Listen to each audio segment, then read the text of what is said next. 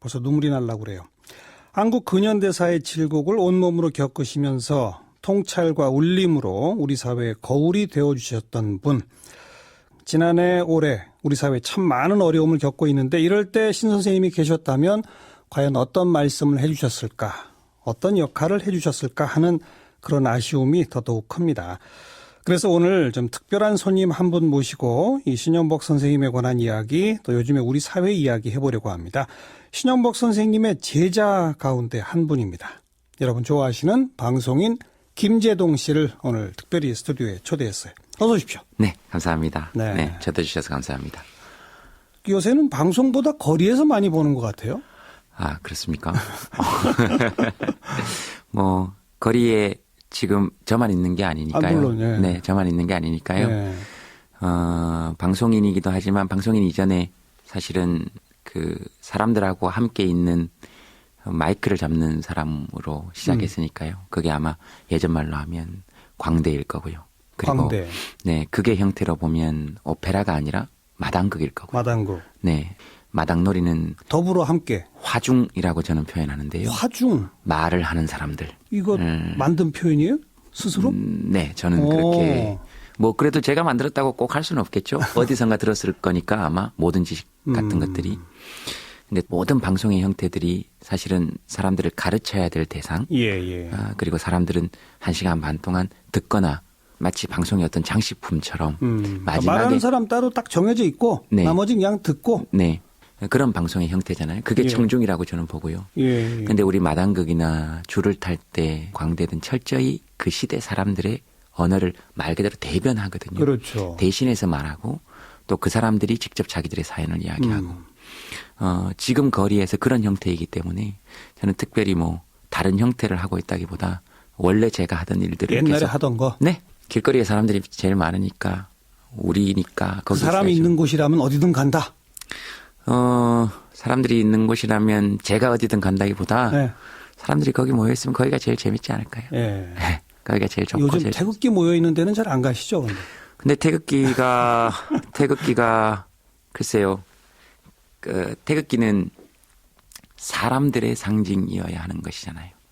사람들이 태극기의 상징이 되면 안 되는 것이죠. 네. 그렇죠. 네. 저는 그렇게 해석합니다. 태극기는 우리 모두의 상징적 깃발인 것이잖아요. 저는 그렇게 놓아두는 것이 옳다. 예를 들면 애국이라는 단어, 보수라는 단어, 태극기라는 깃발.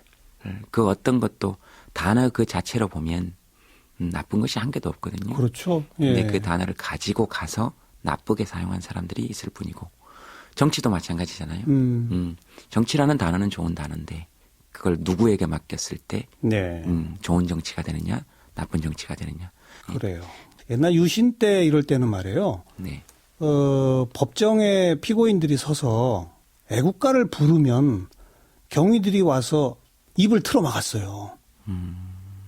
그리고 그 당시에는 80년대까지만 해도 대학 교정에서 태극기를 흔들려고 그러면 붙잡혀 갔어요. 네.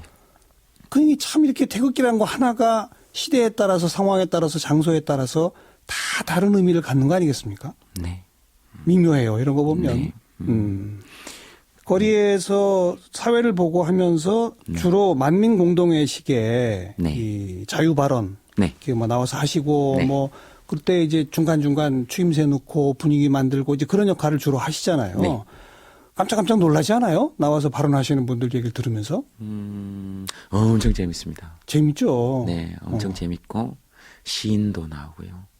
시인도 나오고 그 다음에 어린이, 그러니까 시인이 전문 시인이 아니고요. 네. 본인이 적어오신 거 그렇게 해서 사람들이 앵콜을 요청하기도 하고. 그러니까 가끔 그런 만민공동회를 보면서 사람들이 그런 얘기를 하거든요. 우리나라 사람들이 이렇게 말을 잘했나. 그러니까. 근데 저는 반대로 생각해야 된다고 생각해요. 예. 이렇게까지 사람들에게 마이크를 주지 않았나. 아, 말할 기회를 안 줬을 뿐이다. 네, 이렇게까지 사람들에게 말할 기회를 주지 않았었구나. 음. 거기로 돌아가야 한다고 생각해요. 마이크, 그러니까 말할 권리. 우리 하다못해 노래방에서도 사장님은 한 2곡씩 하잖아요. 그리고 2절까지 하고. 네. 근데 보통 조금 이렇게 낫다 싶으면 1절 하고 눈치 보고 꺼야 되거든요. 분위기 안 좋으면. 예. 그런 마이크가 결국은 말할 수 있는 시간의 차이가 저는 권한의 차이로 드러났다고 생각해요. 그게 시대적으로 나타난 건 투표권. 투표권. 그게 네. 말할 수 있는 권리잖아요. 그렇죠. 참정권이라는 정치적 것이. 발언의 기회죠. 참정권이고 그런 게 투표권이었고 지금으로 투표권이 지금 시대적으로 완료가 되었다고 보면 사실은 지금은 발언권을 돌려줘야 하는 시대인 거라고 생각해요. 미디어의 시대라고 하니까요. 예. 그 미디어에서 말하는 사람들 소수가 정해져 있고요. 요새 이제 1인 미디어 시대가 돼서 그건 점점 확장이 돼가고 있죠. 사실 네. 또. 확장이 되어가고 있음에도 불구하고 사실은 1인 미디어 시대에서 오히려 주류 미디어가 던져준 의제들을 가지고 우리가 소화해내는 1인 미디어 시대가 되면 안 되는 것이니까. 그렇죠. 자기 걸 만들어야죠. 네. 1인 미디어들의 목소리가 주류의 미디어들을 주도해 나갈 수 있는 시대의 초기에 있다고 저는 생각해요. 그런 시대가 이제 오고 있다. 이미 진입했다고 생각해요. 이미 진입했다. 네. 그게 4차 산업혁명이잖아요, 사실. 그게 4차 산업혁명이잖아요. 네. 그런 촛불 집회나 뭐 이런 주최 측에서 주로 김재동 씨를 이렇게 와달라고 초청하는 거죠? 내가 가겠게요 손든 건 아니죠? 일단 무료니까 지금 그렇게 하는 것 같고요. 이렇게 무료다 그러면 딴 데서 자꾸 무료라 그러니까 그러시면 안 되고요. 광화문 촛불 집회만 무료다. 그리고 1년에 한 30에서 40회 정도는 무료 강연 정도 합니다. 많게는 50회 정도 하고요. 예, 재능 기부는 정확히 제가 결정했을 때 재능 기부인 거니까. 거기까지 하는 거죠. 네. 그래야 돈 받아야 우리 지금 식구들 먹여 살리고. 네네 하고. 회사도 운영해야 네, 되고. 네.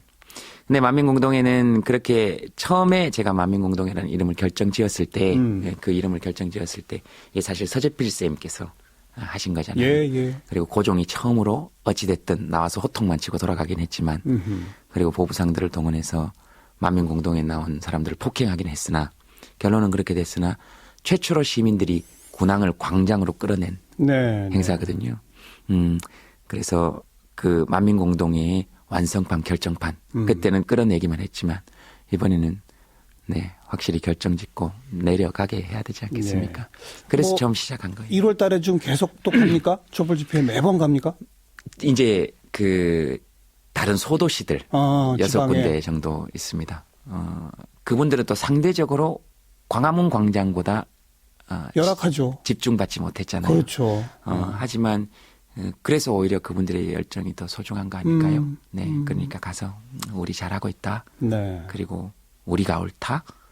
이런 거 서로 확인하는 건 앞으로 길게 우리의 목소리를 내는데 길게 행복하게 가는 데는 되게 필요한 일 같아요. 그리고 제가 그게 또 즐겁기도 하고요. 재미있고 즐겁고. 네, 그 제주도 요번에 만민공동회 갔는데 비 왔었거든요. 예. 그래서 거기 주최하시는 분께서 아이고 이거 사람이 안 오면 어떡하냐. 그래서 우리끼리 모여서 그렇게 결론을 내렸어요. 사람이 안 오는 게 아니고 한 사람이 와도 사람이 오는 거 아니냐. 한 사람이 와도 진짜 그 사람의 우주를 끌고 오는 거잖아요. 그리고 잠깐 와서 이렇게 앉아서 계시는 것 같지만 그날 일단 하루 다 비워야 되죠. 그 다음에 아이들 데리고 나오시는 분들은 아침부터 기저귀 챙기고 유모차 챙기고 비 오는 날 비옷 챙기고 차 타고 그 다음에 거기까지 걸어오시고 그 다음에 비 오는 날은 서서 비 맞는 저보다 거기 실제로 앉아있어 보면 그 바닥에서 한기가 올라와요. 그럼요. 네, 이 바지가 젖고 아무리 비옷을 입어도 그렇게 앉아 계시는 분들 이렇게 보면 사실은 그 몸짓 하나하나가 다 말이거든요. 눈물도 말이고, 그리고 침묵도 말이고, 그 공간을 점유하고 있는 한 세계가 다 말이고, 그런 거 보는 건 저에게도 굉장한 희열이고, 기쁨이고, 그리고 묘한 해방감 같은 거 있고요. 그리고 굉장히 짜릿한 연대감 같은 거 있고요. 그런 거 서로 확인하는 일은 정말로 행복한 일이에요. 천상광대시군요. 사람들 많은 곳 무대 위 가면 기분 좋아지시는. 네. 근데 갈 때는 귀찮더라고요. 아시죠? 이렇게. 일단 딱 서면. 네. 서면 그 왜 작두 위에 잘하면 이거 작두 위에도 설 수 있지 않을까 이런 느낌이 가끔 들 정도로. 네. 좋아요. 네. 자, 오늘 모신 게 신윤복 선생의 제자 가운데 한 분으로 오늘 모셨는데 직접 수업을 들으셨죠? 네. 쌤 수업, 고전 수업 들었어요. 네. 저 학점은 잘 나왔어요? 학점 쌤께서 잘 안 주셨어요. 잘 안 주셨는데 수업은 열심히 들어갔습니까? 쌤은 저 잘 봐주셨어요. 수업 열심히 들어갔다기보다 수업에 들어간 학생들을 술 열심히 사줬어요. 술 열심히 사주고 꼭 거기 뒷동산이 있거든요. 거기 가고 그다음에 선생님이 그 요청하시는 다른 외부 강연 같은 거 거기 가서 또 같이 하기도 하고 많이 그 그랬어요. 학교에 편입하신 건데 네. 그 전부터 신현보 선생님과 알고 계셨죠? 네, 선생님 알고 있었죠. 어, 책으로. 책으로. 그리고 엄청 뵙고 싶어서 어떻게 하면 선생님 가까이서 좀 뵐 수 있을까? 그래서 그 학교에 또 편입하게 된 거고. 일부러 찾아가서 뵙고. 네, 네, 벌써 1년 됐습니다. 네. 돌아가신 지. 네, 선생님이 지금 계시면 네. 요즘에 이 최순실 박근혜 게이트 그리고 대통령 탄핵 그리고 광화문 촛불 혁명 이런 모습을 보시고 네. 뭐라고 하셨을 것 같아요? 스님 거의 남의 탓하시는 거 제가 보신 적 한 번도 제가 본 적이 거의 없는 것 같아요. 그리고 감옥에 가게 되신 일에 대해서도 그렇게 만들게 된 책임자에 대해서 얘기하신 적은 제가 거의 들은 적이 없어요. 지금도 이렇게 아마 찾아뵀으면 이렇게 그냥 조용히 웃으시면서 되게 많이 들어주셨을 것 같아요. 저희들이 막 이야기를 쏟아내면 막 쏟아내면 그런 거 생각하면 가끔씩 울컥울컥해요. 그래서 스님은 뭐 어떻게 생각하세요?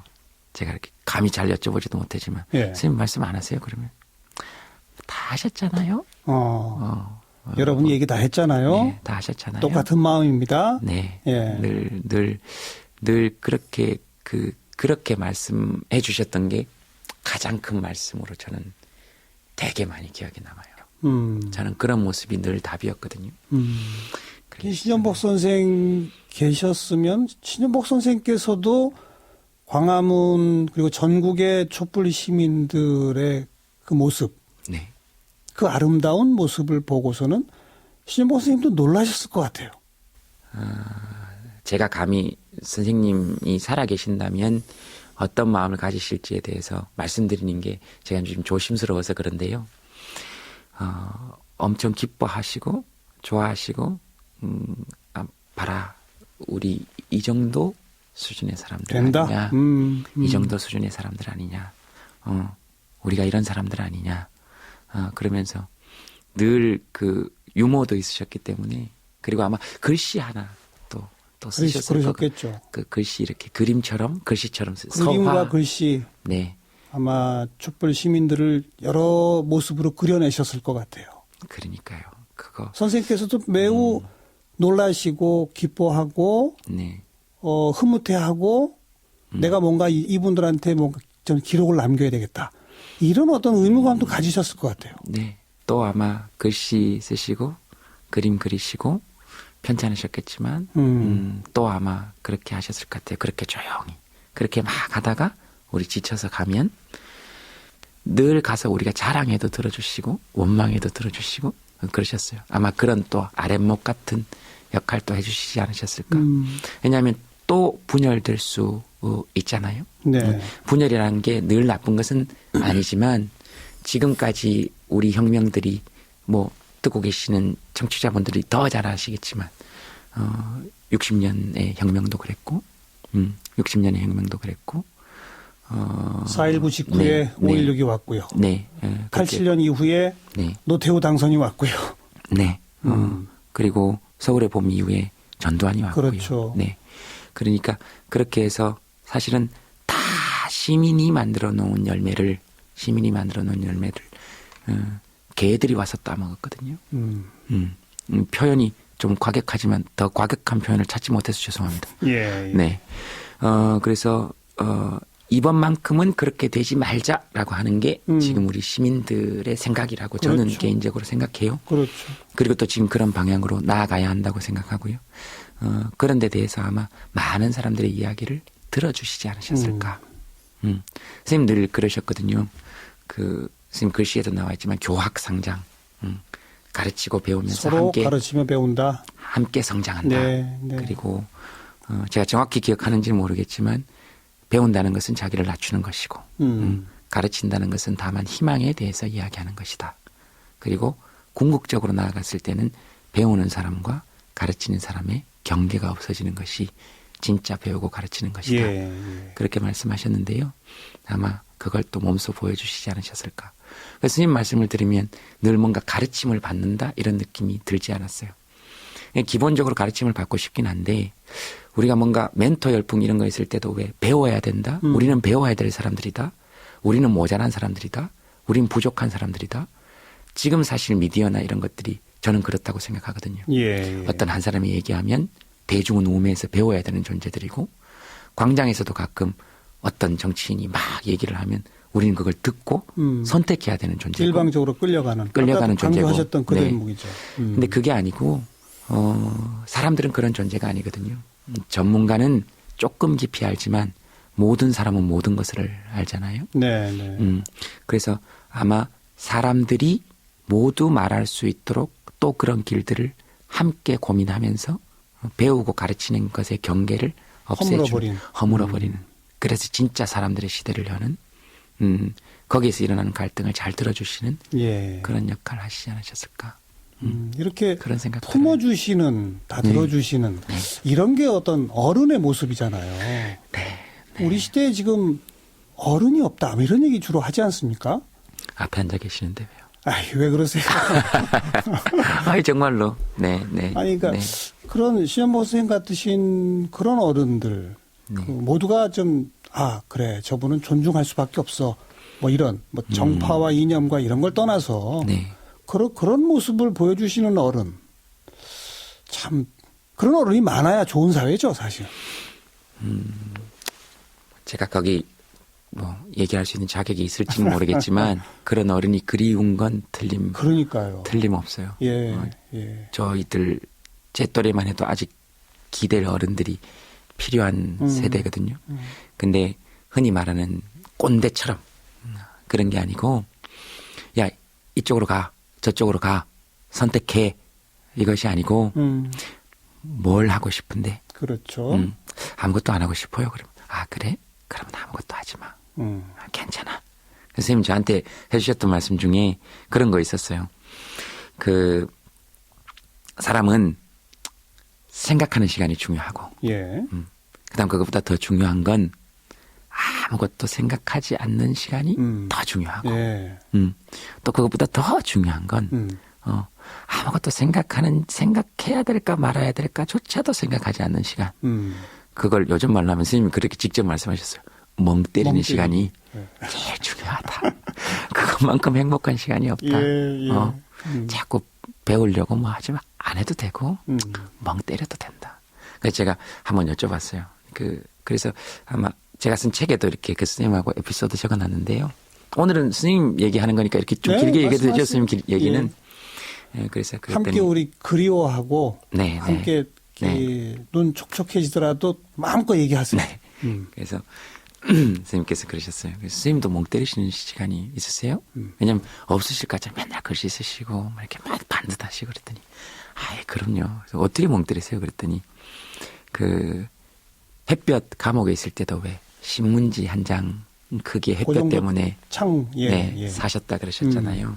그 햇볕이 커졌다가 작아졌다가 하는 그걸로 견디셨다고 그러셨는데 그 햇볕을 이렇게 보시면서 속눈썹 사이로 무지개를 만드는 시간이 당신께서는 그렇게 행복하시다고. 우리 알잖아요. 이렇게 햇볕 이렇게 쫙 보면 이렇게 해가지고 왜 이렇게 눈 가늘게 뜨고 보면 이렇게 무지개빛 이렇게 막 야 이걸 또 이렇게 선생님 뭐 그런 것까지 멍 때리는 시간까지 이렇게 문학적으로 표현하세요. 재수 없게. 속눈썹 사이로 무지개를 보는 만드는 시간. 원래 없는데 속눈썹 사이로 만드는 시간이잖아요. 그러니까 만든다 그 표현이 저는 아직도 되게 기억에 남아요.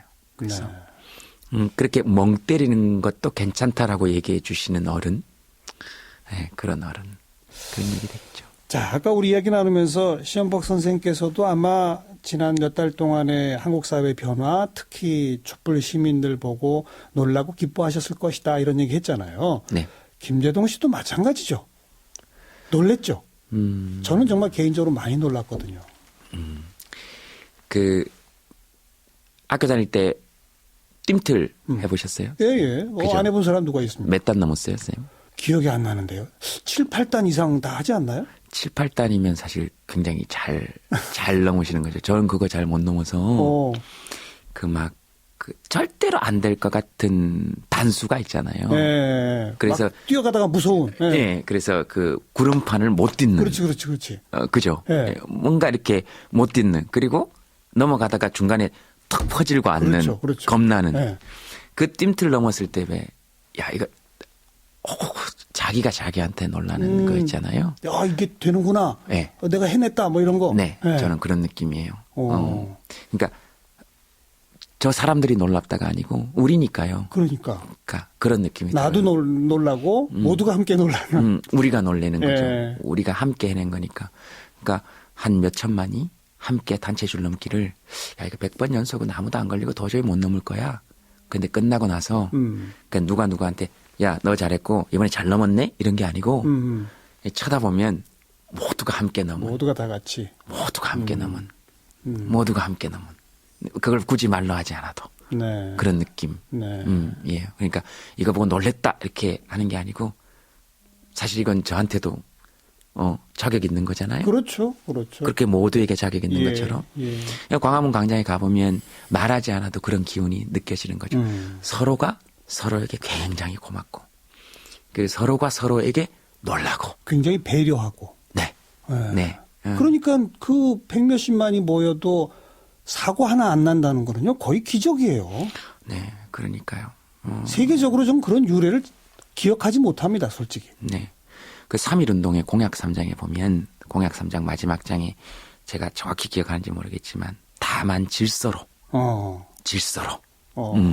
그래서 누구도 우리에게 시비 걸지 못하도록. 예, 뭐 이런 느낌의 그게 그러니까. 마지막 공약 3장이거든요. 그러니까. 그리고 2장이 아마 정말로 전혀 두려움을 갖지 말고 민족적 목소리를 토해내라 이렇게 공약 2장에 나와 있는데 마치 그 3.1운동의 모습이 그대로 네 정말로 질서정연하지만 그게 가장 무섭잖아요. 네.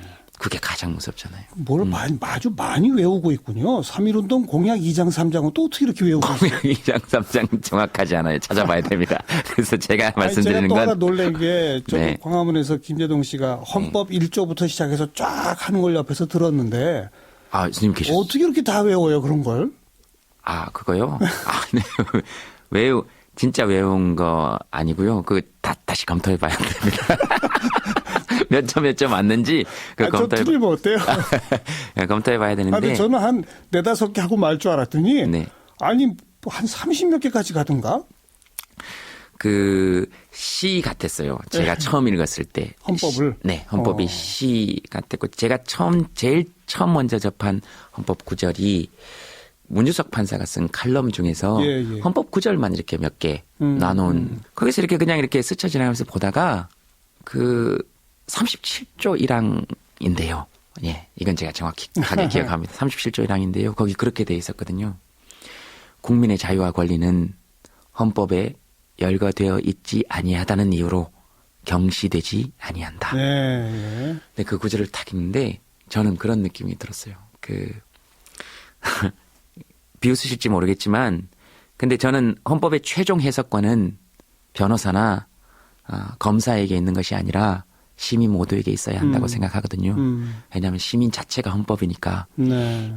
그래서 그런 시민의 권리로 제가 해석하는 헌법을 그냥 제가 받은 느낌을 말씀드리자면 그 37조가 그런 느낌이었어요. 저는 그 연애 편지를 어떤 사람이 36장을 써놓고 마지막 37번째 장에 예. 내가 혹시 까먹었는지 모르겠는데 여기에 적혀 있지 아니하다는 이유로 내가 널 사랑하지 않는 건 아니야. 그러니까 엄청 감동적이고 그리고 이게 우리 할아버지 할머니들이 써놓으신 사실은 상속 문서잖아요. 네. 국가의 상속권이 누구에게 있는지 그런 느낌이 들어서 1조부터 36조까지 한번 보고 싶다는 생각이 37조부터 들었던 거죠. 그래서 1조 1항, 1조 2항 거기 보면 권력 나오잖아요. 모든 권력은 국민으로부터 나온다. 근데 그 1조 2항의 권력이 한 번만 나오고 나머지에는 130조까지 한 번도 안 나오더라고요. 딱 한 번 등장해요? 권력이란 단어가? 권력이란 단어는 딱 한 번만 나옵니다. 예. 나머지는 다 권한이 다 사법부의 권한, 행정부의. 그래서 대통령 권력 대행이라 그러지 않잖아요. 대통령 권한 대행이라 그러고. 그래서 그거 읽으면서 제가 들었던 생각은 권력 교체 이런 말 사실은 다 반헌법적 표현이라고 생각해요. 권한 교체. 권한 교체. 네, 입법부 권력 교체 아니고 입법부 권한 교체. 모든 권력은 국민에게 있다. 모든 권력은 국민에게 있다 정도가 아니고 권력이라는 단어를 그러니까 권력은 자의적으로 쟁취할 수 있는 걸 뜻하잖아요. 권한은 타인에게 위임받은 것이고요. 그렇죠. 권력은 자의적으로 행사할 수 있는 거잖아요.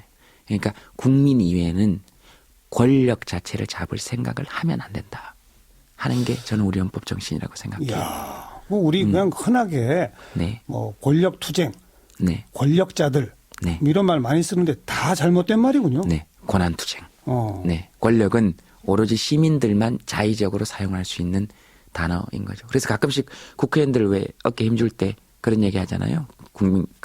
개개인이 헌법기관이다. 네. 맞는 말인데요. 사실은 국민들은 개개인이 권력기관입니다. 그리고 헌법 그 자체고요. 예. 그러니까 그런 게 딱 들어오면 사람의 어깨 힘이 탁 들어가잖아요. 그리고 헌법 전문에 보면 유구한 역사와 전통에 빛나는 우리 대한국민은 이렇게 시작하는 것도 저는 굉장히 가슴에 와닿았어요. 그래요. 제가 처음 기억나는 거는 그 성주에 사드 배치 반대하러 내려갔을 때요. 경북 성주. 네, 그때 내려갔을 때 헌법 얘기하려고 내려간 게 아니거든요. 그때 그냥 거기서 고등학교 선배님이 야 한번 와라, 네가 와야 되겠다. 그래서 내려가서 거기 있다가 되게 열받았었어요. 왜냐하면 그 올라가기 전에 이렇게 하고 있는데 어떤 어머님이 오셔가지고 저를 막 끌어안고 우시는 거예요. 아이고, 내보고 빨개 일한다. 종북이란다. 무서워 죽겠다. 할머니가? 네. 처음 들어보시는 얘기잖아요. 그렇죠. 우리 얘기 좀 해달라고. 예, 예. 근데 엄청 열받았어요. 화가 나죠. 네, 엄청 열받았고. 그래서 이렇게 올라갔는데 그냥 딱 보는 순간 헌법 생각이 났어요. 어머님, 아버님들 이렇게 저녁 드셔야 될 시간에 아스팔트 바닥에 앉혀놓으면 예. 이거 주권자들에 대한 대우 아니니까 이게 헌법 1조 1항 위반인 거다. 민주공화국의 뜻이 뭔데 쌀을 나누어 먹는 나라. 누구도 동시에 자기 의견을 말할 수 있는 나라. 그러면 위반이고 2조 국민이 되는 요건을 갖춘 사람들이 대한민국에 배치되는 무기 체계에 대해서 얘기할 수 있는 자격이 없다? 그러면 이거 헌법 2조 위반이고 예, 예. 이렇게 행복하지 못하게 하면 헌법 10조 행복주권 위반이고 저절로 막 나오는군요. 하나씩. 그 모습들을 보면 어떤 헌법을 위반했는지가 그냥 눈에 보이죠. 정말. 게다가 그 할머니가 평생 처음 나보고 빨갱이래 이런 소리 들었다는 것은 그럼요. 아닙니다. 할머니가 권력자십니다라는 말 해드려야죠. 네. 네. 그래, 다 자연스럽게 헌법으로 연결이 되더라. 네. 그렇군요. 헌법 전체를 통틀어도 거기부터 시작된 거군요. 국민이 지켜야 될 법이 아니고요. 헌법은 제가 읽기로는 그렇거든요. 국가가 정부 기관들이 해야 할 일들 네. 그러고죠. 국가가 국민의 권력을 지키기 위해서 어떤 권한을 행사해야 되는지를 써놓은 거거든요. 그래서 그들이 지켜야 될 법이에요, 사실은. 맞아요. 네. 그래서 네. 지금 이제 2017년 1월 그리고 몇 달 후가 될지 이른바 권한을 서로 뺏고 빼앗기기 위한 선거 뭐 이런 것들이 이제 예정돼 있는 네. 이 시대 2017년 1월 대한민국이 시민들이 만든 열매를 시민들의 것으로 계속 키워가기 위한 첫 번째 과제는 뭐예요? 첫 번째 과제는 지금 이미 시민들이 이야기하고 있는 말씀하시고 계시는 것 중에서 다 있다라고 저는 생각해요. 예. 지금 만민공동회를 통해서 엄청나게 많은 정책들이 쏟아져 나오고 있는 거거든요. 만민공동회뿐만 아니라 촛불 집회에서도. 첫 번째는 적어도 한반도 내에서의 대한민국의 주도권 회복. 북한에 대해서 경제 제재를 할 거냐 아니면 대화를 할 거냐. 거기에 대한 주도권을 회복하자는 것이죠. 그러니까 제재냐 협력이냐 양분되는 문제가 아니고 그것을 결정할 수 있는 주도권을 대한민국이 쥐어야 된다는 게 가장 지금 많이 나오는 거 아니에요? 사드 배치도 마찬가지죠.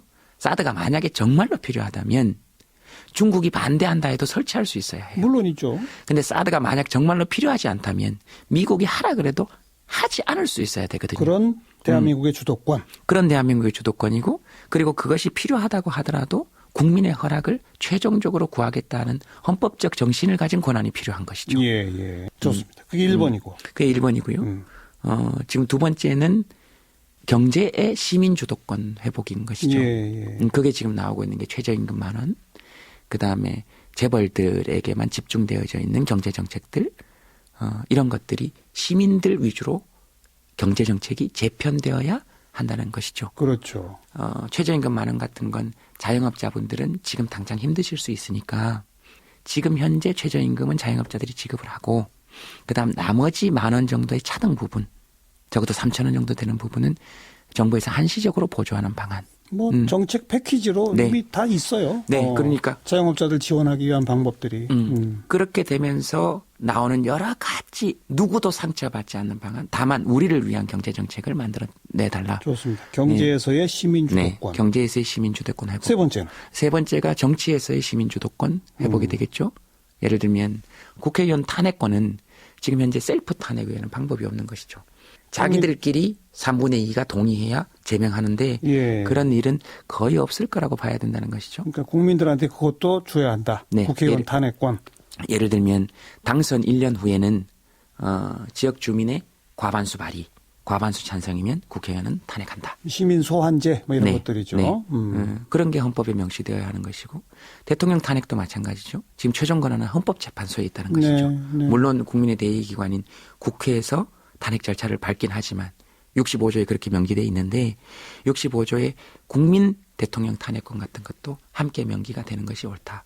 그러니까 국민의 대통령 당선 1년 후 국민의 3분의 2가 발의하고 유효투표 예를 들면 유효투표 3분의 2가 찬성하면 조금 까다롭고 엄격한 것이죠.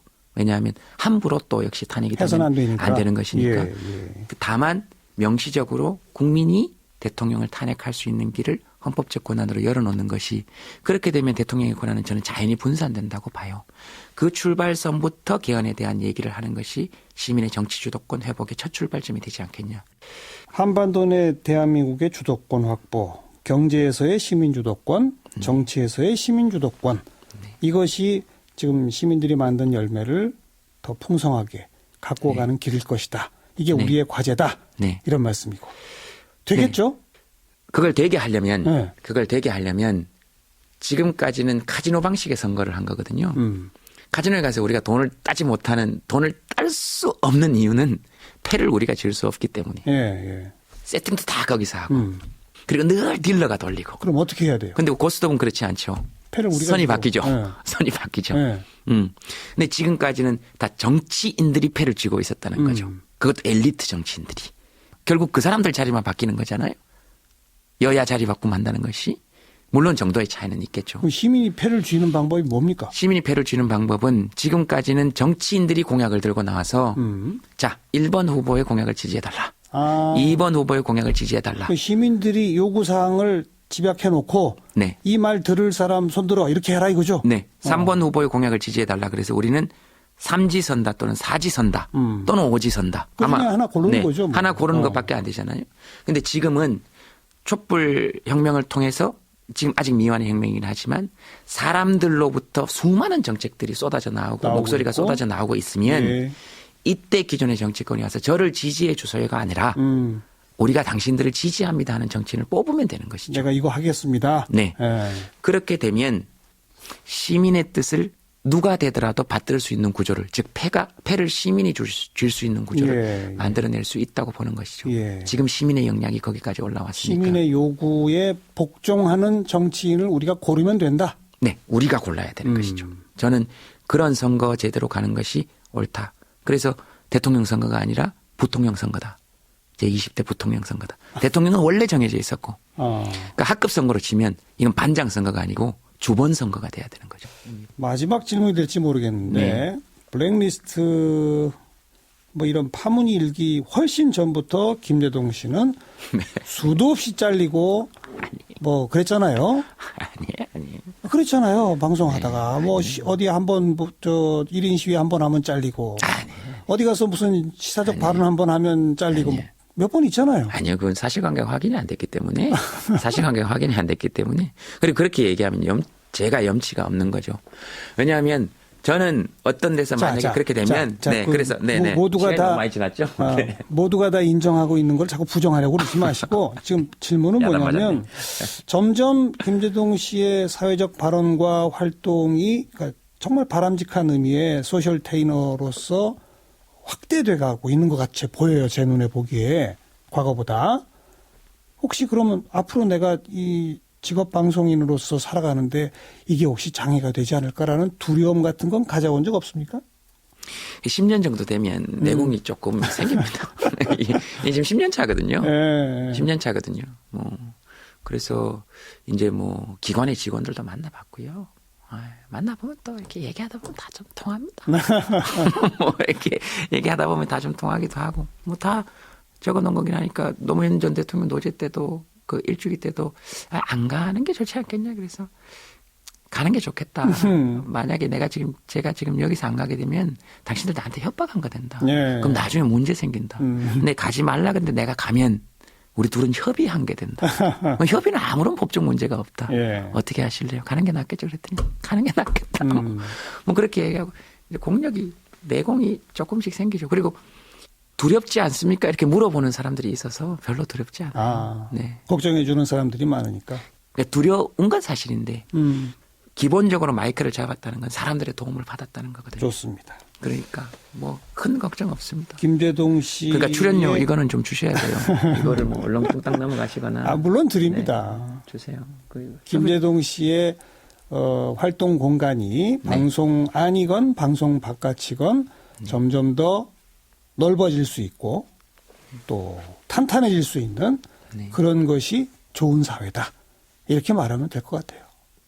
시민 김재동으로서는 네 거기에 전적으로 동의합니다. 그러니까 시민 김재동이니까 거기 앞에 김재동을 시민으로만 바꾸면 되니까 연예인이 무슨 정치 얘기를 하냐. 그러면 그건 헌법을 한 번도 안 읽어본 사람이거든요. 예. 국민은 누구든지 정치적 발언권을 가지고 있고. 그렇죠. 네. 더 많은 곳에서 더 밝고 멋진 모습으로 네. 볼 수 있기를 바라겠습니다. 오늘 나와주셔서 고맙습니다. 네. 잘 들어주셔서 감사합니다. 청취자 여러분들께도 감사드립니다. 방송